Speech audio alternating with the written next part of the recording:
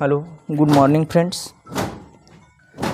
आज हम बात करेंगे रिसर्च के स्टेप्स के बारे में।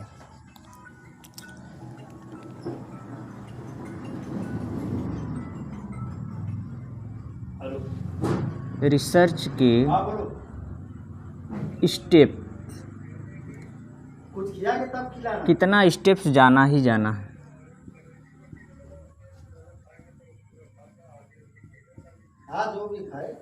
रिसर्च ऑफ स्टेप्स, ठीक है। रिसर्च के स्टेप्स की बात करनी है कि हमको कितने स्टेप्स जाना है। तो मेनली देखा जाए तो रिसर्च का जो स्टेप्स है वो 6 से कम नहीं होना चाहिए। 6 से अधिक हो जाए चलेगा, लेकिन 6 से कम नहीं होना चाहिए।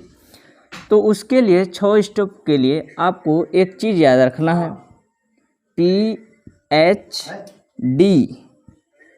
PhD याद रखिए। और क्या याद रखिए? CAG,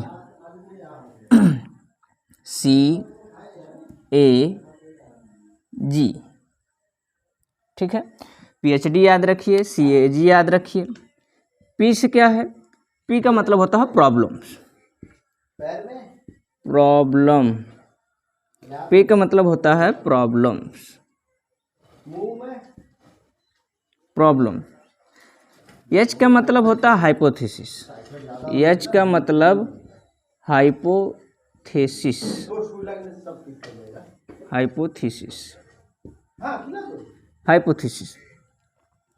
D का मतलब होता है डिजाइन।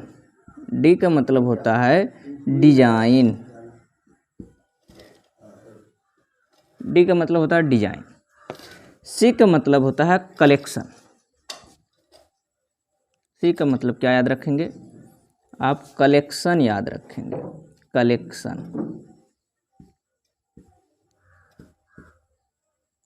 C का मतलब क्या है? कलेक्शन याद रखेंगे। A का मतलब क्या है? एनालिसिस।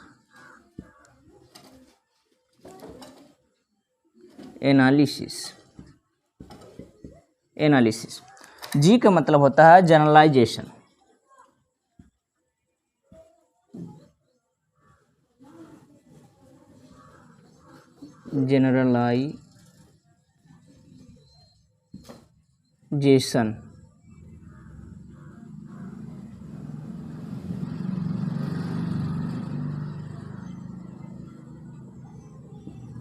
ठीक है।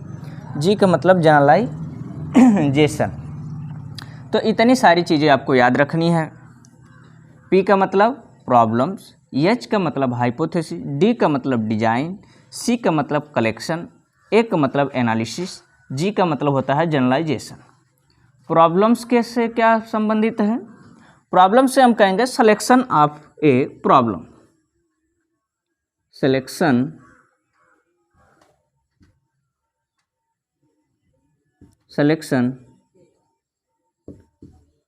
Of a problem. Selection of a problem. Selection of a problem. तो सबसे पहले यदि हम हिंदी में इसकी बात करें तो सिलेक्शन कहते हैं समस्या का चयन। तो हम कहेंगे समस्या का चयन। आप समस्या का चयन करेंगे। समस्या का चयन करेंगे। सबसे पहले आपका जो स्टेप्स है प्रॉब्लम्स, तो प्रॉब्लम्स में सिलेक्शन ऑफ ए प्रॉब्लम्स, समस्या का चयन करेंगे। इसके बाद क्या करेंगे? हाइपोथेसिस। हाइपोथेसिस को कहते हैं प्रकल्पना। तो फार्मूलेशन ऑफ हाइपोथेसिस। यदि हम हाइपोथेसिस की बात करें तो फार्मूलेशन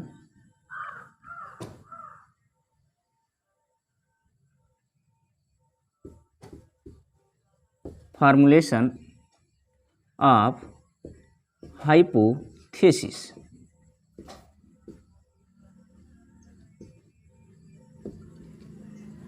फार्मूलेशन ऑफ हाइपोथेसिस। यदि हिंदी में इसकी बात करें तो हमें कहने हैं प्रकल्पना का प्रतिपादन। प्रकल्पना का प्रतिपादन।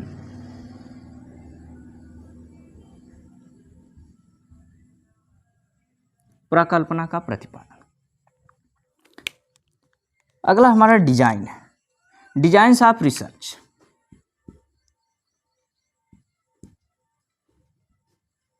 डिजाइन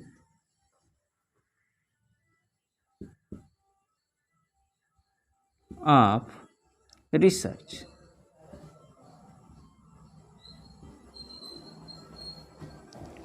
डिजाइन्स ऑफ रिसर्च, यदि हिंदी की बात किया जाए इसके, तो डिजाइन्स ऑफ रिसर्च को हम कह सकते हैं शोध की रूपरेखा।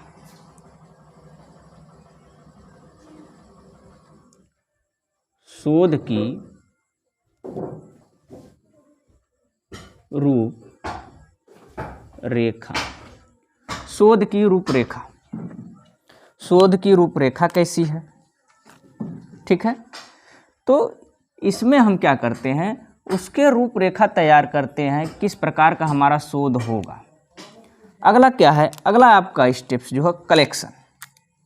कलेक्शन से क्या अभिप्राय है, तो collection of data. Collection of data. Collection of data. Collection of data से क्या अभिप्राय है, प्रदत्तों का संकलन करना है हमको, कि जो इसमें प्रदत्त हैं, प्रदत्तों का संकलन। प्रदत्तों का संकलन करना, ठीक है। प्रदत्तों का संकलन करना, या हम कहें प्रदत्तों का संकलन, या हम कहें टोटल डाटा की वैल्यूएशन क्या आई है, ठीक है। आपने जितना डाटा कलेक्ट किया है इसका हम टोटल देखेंगे कि आपने कितना डाटा में कलेक्शन किया है। और यह जो है इसमें भी कई सारे टोटल डाटा का कलेक्शन, इसी में आ जाएगा, न्यायादर्श आ जाएगा, सैम्पलिंग। तो सैम्पलिंग के माध्यम से आप कलेक्शन करते हैं। इसके बाद है एनालिसिस। एनालिसिस से क्या तात्पर्य है, तो हमको एनालिसिस ऑफ डेटा करेंगे। पहले कलेक्शन ऑफ डाटा, जब कलेक्शन कर लेंगे, घूम घूम के सारा डाटा कलेक्ट कर लेंगे, तो उसके बाद एनालिसिस करेंगे। तो एनालिसिस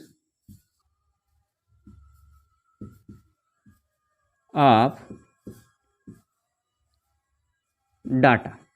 तो एनालिसिस ऑफ डाटा, इससे क्या तात्पर्य है आपका, तो प्रदत्तों का विश्लेषण। इसका हम क्या करेंगे, प्रदत्तों का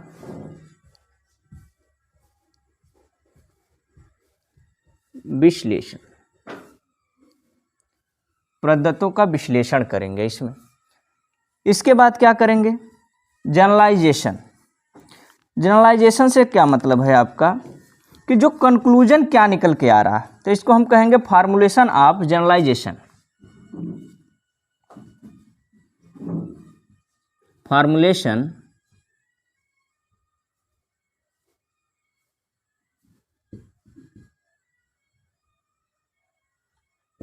फार्मूलेशन ऑफ जनरलाइजेशन।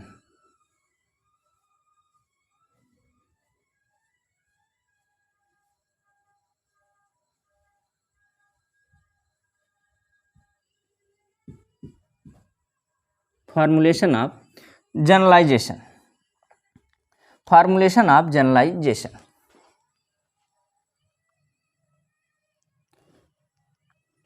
यदि इसके हिंदी की बात किया जाए तो कहेंगे निष्कर्षों का प्रतिपादन एवं सामान्यीकरण। निष्कर्षों का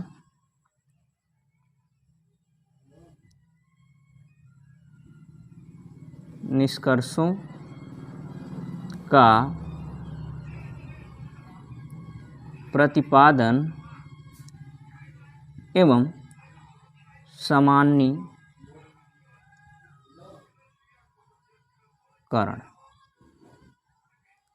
निष्कर्षों का प्रतिपादन एवं सामान्यीकरण करते हैं।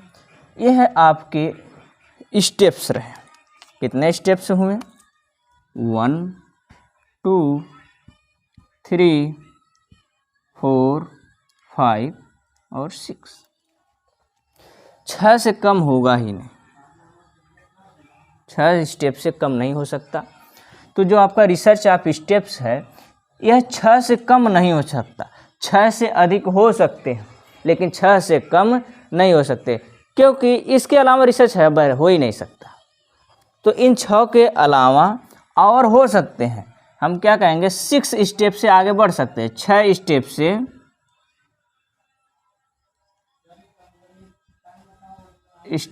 से अधिक हो सकते हैं, अधिक हो सकते हैं लेकिन कम नहीं, लेकिन कम नहीं हो सकते। तो इतने स्टेप्स हैं। अब बारी बारी करके इनके अंदर देखेंगे कि आखिर क्या है।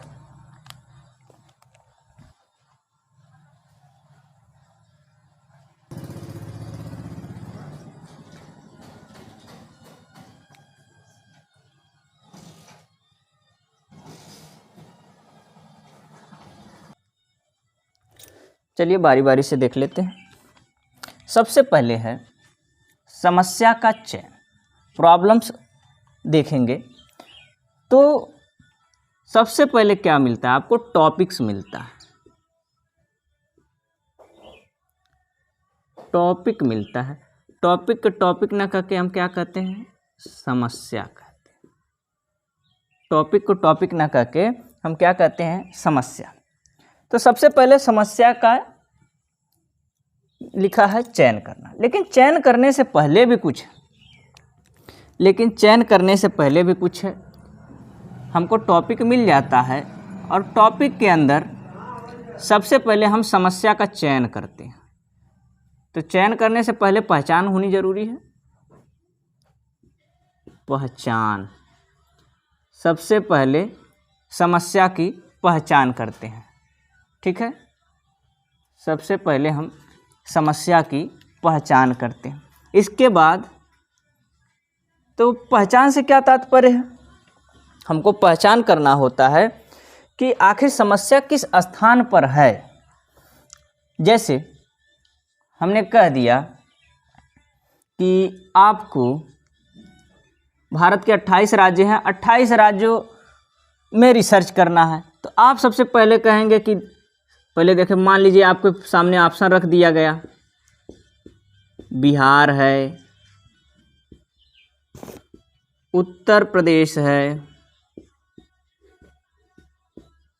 उत्तर प्रदेश है, इसके बाद राजस्थान है, राजस्थान के बाद मध्य प्रदेश, मध्य प्रदेश।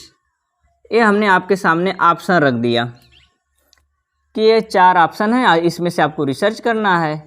1 2 3 4, ये 4 ऑप्शन है, आपके सामने रिसर्च करना है। इसमें से आप किस पर रिसर्च करोगे?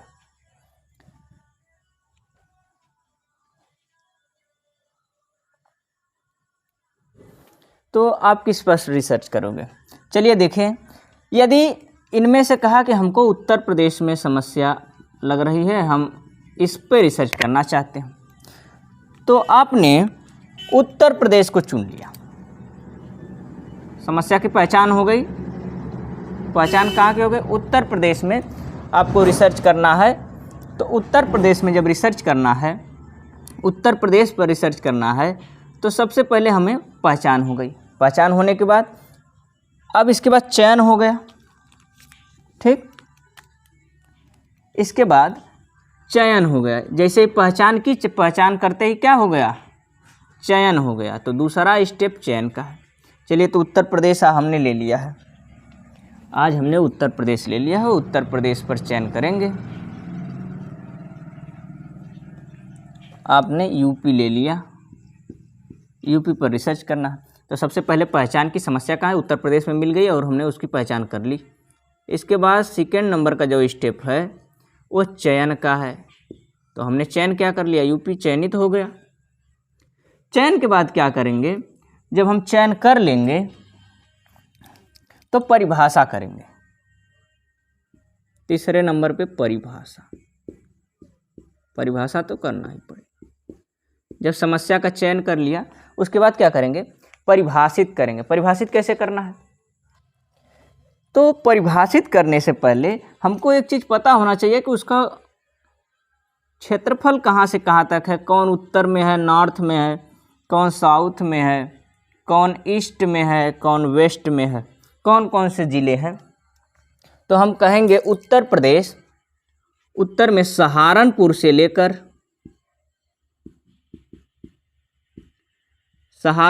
लेकर दक्षिण में सोनभद्र,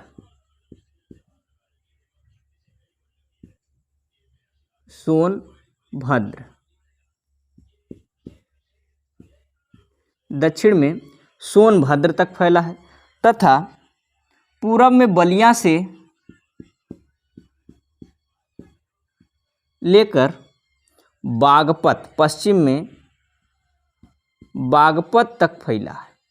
ये हमने परिभाषित कर दिया। इसको हमने क्या परिभाषित कर दिया कि उत्तर प्रदेश सहारनपुर से लेकर के दक्षिण में सोनभद्र तक और पूर्व में बलिया से लेकर के और दक्षिण में बागपत तक। तो हमने ये परिभाषित कर दिया, ये हमारा परिभाषा हो गया। तो इस प्रकार हम परिभाषित कर देंगे। इसके बाद क्या करेंगे, चौथा पॉइंट, जब परिभाषित हो जाएगा तो हम सीमांकन करेंगे। चौथा पॉइंट पे हम क्या करेंगे, सीमांकन कर देंगे।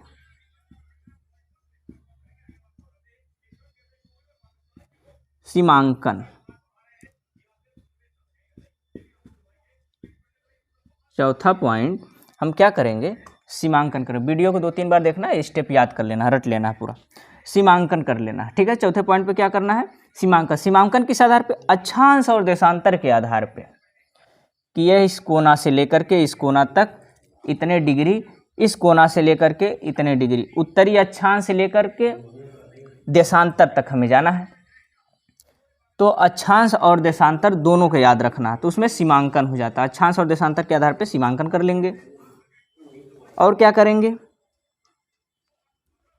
तो सीमांकन का मतलब यही एरिया ही परिभाषित करना ही सीमांकन हो जाता है। जबकि भूगोल में सीमांकन के समय अक्षांश और देशांतर खास ध्यान रखा जाता है। अन्य विषयों में परिभाषित कर देंगे, सीमांकन हो जाएगा। इसके बाद 5वां नंबर इसमें आता है व्यवहारिक। 5वां नंबर आपका इसमें व्यवहारिक है। व्यवहारिक तो देख लिया आपने, 6 ए थे और इसको जब हमने तोड़ा तो 5 इसमें से आ गए। 6 5 कितने हो गए, 11 हो गए। 6 5 11 हो गए। तो कई बुकों में मिल जाएंगे कि रिसर्च के स्टेप्स में यह 11 हो गए, लेकिन 6 तो मुख्य, बाकी इन्हीं के पार्ट रहेंगे सब, ये चीज़ याद रखिएगा।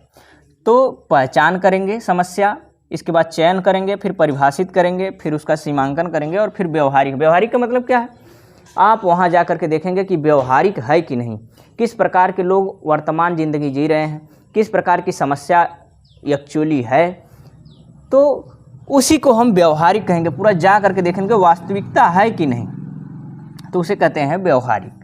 तो ये समस्या के चयन में हो गया आपका इतना सिस्टम, 11 हो गए। आगे देखते हैं हाइपोथेसिस। आगे देखते हैं हाइपोथेसिस, बाकी स्क्रीनशॉट मारते रहिए।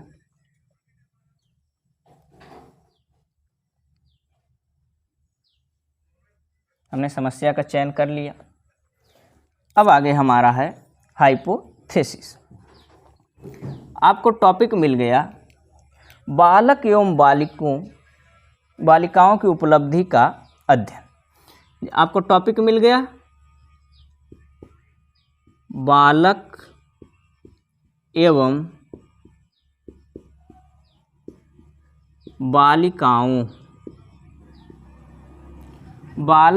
बालिकाओं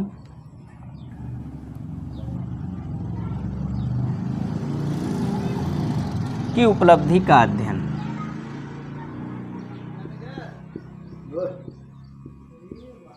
उपलब्धि का अध्ययन, बालक एवं बालिकाओं की उपलब्धि का अध्ययन पर आपको एक टॉपिक मिल गया।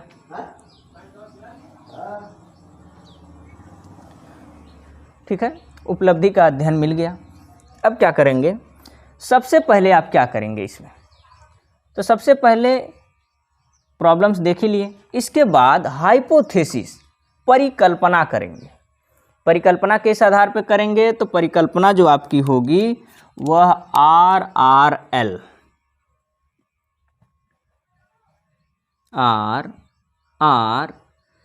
के आधार पे आप परिकल्पना करेंगे। ये क्या होता है, रिव्यू रिलेटेड लिटरेचर।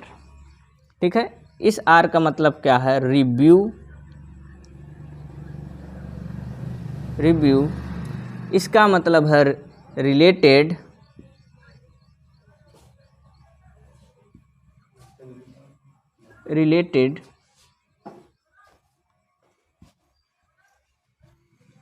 लिटरेचर, इसका मतलब होता है लिटरेचर।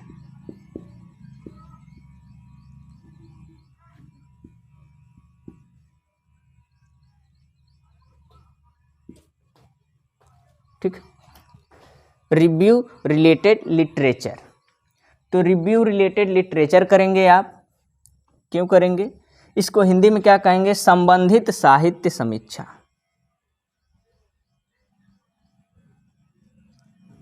संबंधित साहित्य समीक्षा।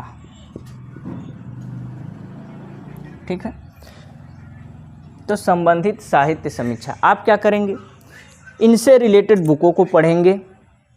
ठीक है, इनसे रिलेटेड जितनी बुकें मिलेंगी, जितने भी पुराने, उसमें डाटा कैसे मिलते हैं, पुराने मिलते हैं, उन डाटा को पढ़ेंगे कि किताबों से जो आंकड़े मिलते हैं, बुकों से जो आंकड़े मिलते हैं वो अक्सर पुराने ही होते हैं, तो उनसे रिलेटेड आप आंकड़ा कलेक्ट करेंगे और अपने मन से नहीं प्रकल्पना करनी। एक चीज़ और, अपने मन से प्रकल्पना नहीं करने की, जैसे चाहे वैसी बना दिए, अपने मन से नहीं। तो अपने मन से ना करके प्रकल्पना का प्रतिपादन में हम क्या करते हैं, संबंधित साहित्य समीक्षा करते हैं। संबंधित साहित्य समीक्षा करते हैं, तो संबंधित साहित्य समीक्षा करते हैं। ठीक, अगला देख लेते हैं।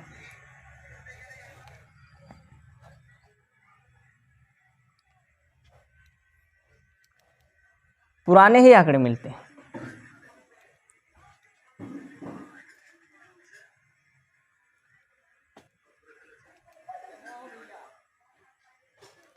चलिए आगे देखिए,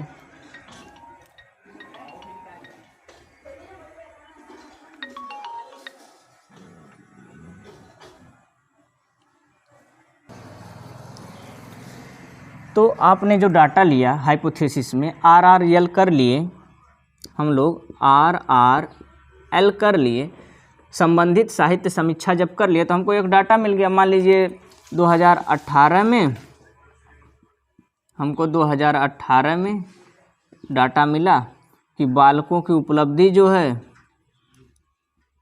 87 थी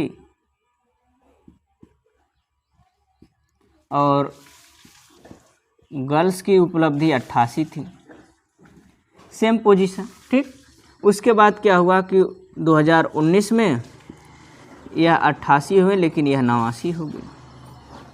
तो हम क्या रिजल्ट निकाल लेंगे, हमारा रिजल्ट आ गया कि बालिकाओं की उपलब्धि बालकों से अच्छी है, या हम कह देंगे बालक एवं बालिकाओं की उपलब्धि में सार्थक अंतर है। बालक एवं बालिकाओं की उपलब्धि में सार्थक अंतर है।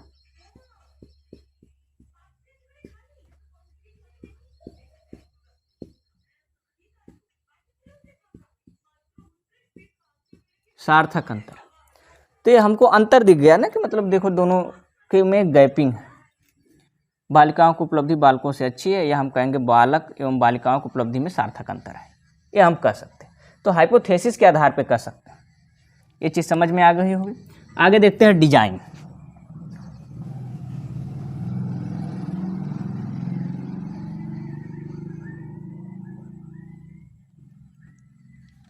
डिजाइन, इस डिजाइन में क्या है? डिजाइन से मतलब ये है कि जो आपका डिजाइन से आप रिसर्च है, शोध की रूपरेखा कैसी होगी, कितने चैप्टर होंगे, इसमें कितने चैप्टर होंगे, कितने चैप्टर होंगे, मेथड्स कौन लगाओगे आप लोग, मेथड्स कौन सा लगाएंगे आप, कौन सा मेथड्स लगाएंगे।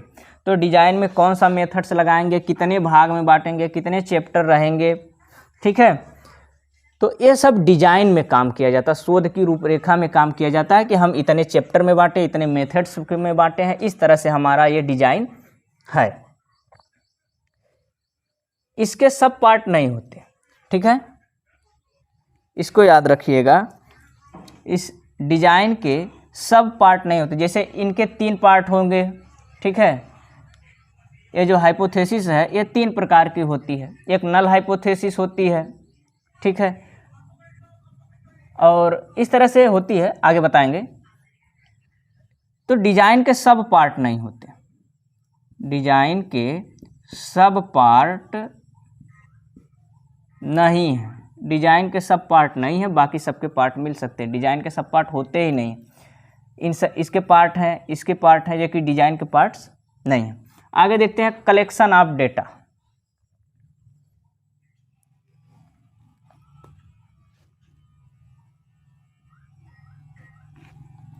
कलेक्शन ऑफ डेटा, हमें क्या करना है, जब आपको टॉपिक्स मिल जाएगा, टॉपिक्स के संबंध में जाके डाटा कलेक्ट करना है, पता लगा लेंगे कि हमारा रिसर्च किस प्रकार का है। तो आपको एजुकेशनल रिसर्च कर रहे हैं, ठीक है। तो हाइपोथेसिस में तो डाटा से पहले हाइपोथेसिस वाला जो था उसमें 3 होता है, एक होता है वर्किंग हाइपोथेसिस, एक नल हाइपोथेसिस, एक अल्टरनेट हाइपोथेसिस या हाइपोथेसिस, 3 प्रकार के। इसके 3 पार्ट हैं, इसके 5 पार्ट हैं, लेकिन इसका कोई पार्ट नहीं है डिजाइन का, इसके पार्ट हैं। तो इसमें क्या करना है, कलेक्शन ऑफ डाटा। तो आपको इसमें जो स्टेप्स हैं कलेक्शन ऑफ डाटा के, इसमें सबसे पहला काम है न्यायादर्श का चयन।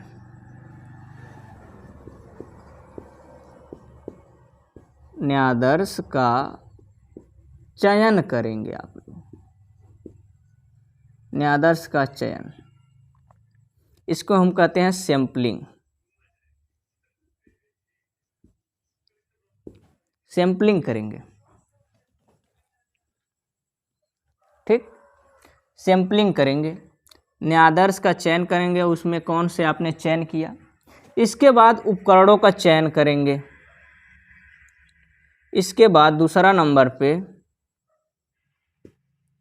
ठीक है, न्यायादर्श का चयन करेंगे। दूसरा नंबर पे आप उपकरणों का चयन करेंगे, किस उपकरण से कौन सा अध्ययन किया जाए।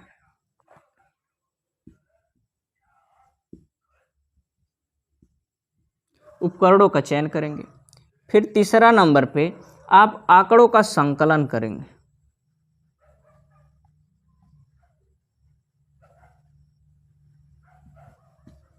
आंकड़ों का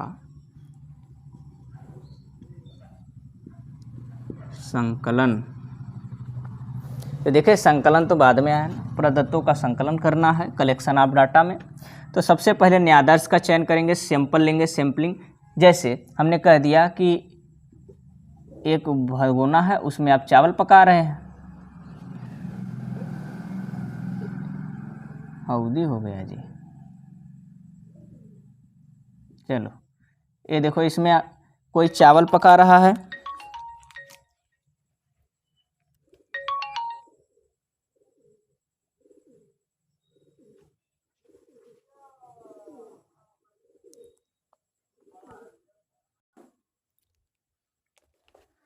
क्या करेंगे, इसमें आप यहाँ से कोई आग लगा के चावल पका रहा है, तो चावल पक रहा है, तो चावल में चावल कच्चा है कि पक्का है, क्या पूरा गीज के पता करते हो, ऐसे ऐसे ऐसे करके पूरा पता करते हो? ऐसा तो होता नहीं।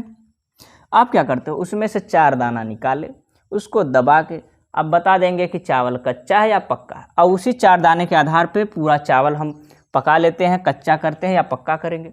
यदि पहचान दबाने पे अच्छी हो गई तो चावल अच्छा बन जाएगा, नहीं तो जलाओ चावल। ठीक है, तो क्या करेंगे, सैंपल लेंगे, फिर उपकरण का चयन करेंगे, फिर आंकड़ों का संकलन करेंगे एक कलेक्शन ऑफ डाटा में। कलेक्शन ऑफ डाटा पे इसमें भी 3 भाग आ गए, पूरा देख रहे हो, 3 पार्ट। इसके बाद क्या करेंगे, एनालिसिस करेंगे। इसके बाद क्या करेंगे आप, एनालिसिस करेंगे। अच्छा,